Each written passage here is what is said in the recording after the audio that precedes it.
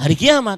Bukan hanya ketika Dajjal datang, Ya'juj Ma'juj turun, kemudian ada asap hitam di langit, kemudian ada binatang berbicara, kemudian keluar Imam Mahdi, kemudian turun Nabi Isa. Bukan. Hari kiamat kata Al-Mughirah ibn Syu'bah radhiyallahu an, innakum lataquluna al-qiyamah al-qiyamah, innahu man mat qamat qiyamatuh. Kalian sering mengucapkan kiamat, kiamat, kiamat. Tapi ingat baik-baik, sesungguhnya kiamat adalah siapa yang mati, mulai saat itu kiamatnya.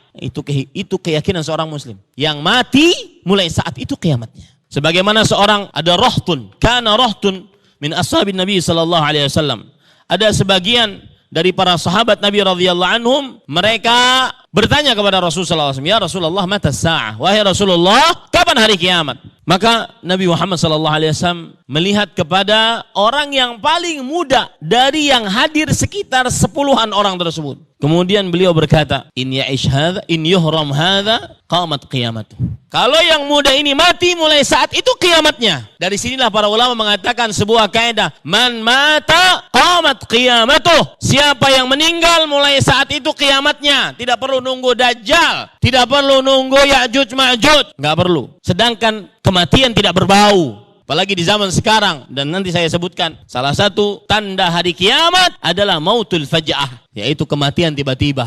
Lagi asyik mati dia. Ini yang membuat hati kita persiapan para ikhwan yang dirahmati oleh Allah Subhanahu wa taala. Tadi saya ingin menyebutkan bahwasanya kenapa saya mengangkat tema ini? Karena untuk mengetuk hati-hati yang sedang keras. Terlalu banyak mungkin usaha sini, usaha sana, usaha sini. Termasuk tanda hari kiamat adalah zuhurut tijarah. Nampaknya perniagaan. Hatta tu'inu zaujah ala zaujiha. Sampai istri ikut-ikutan berdagang untuk menolong suaminya.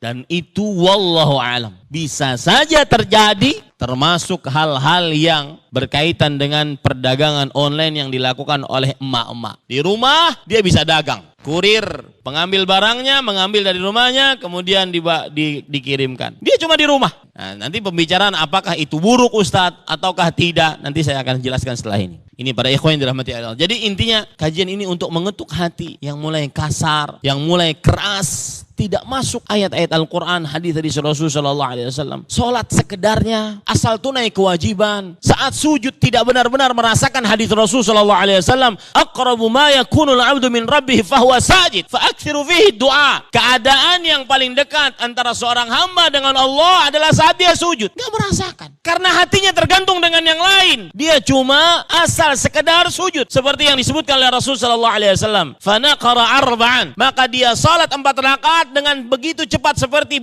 burung mematuk makanannya. Terasa. Setelah sholat tidak ada masuk hati. Tidak ada hadis Rasul yang berbunyi, ya Bilal arihna bis salah. Wahai Bilal, tenangkan hati kita dengan sholat. Gak ada. Bahkan sholat itu serasa berat bagi dia. Maka saya ingin mengetuk hati-hati itu dengan mengingatkan tentang tanda-tanda hari kiamat. Yang mana hari kiamat dimulai saat seseorang kapan? Saat seseorang mati.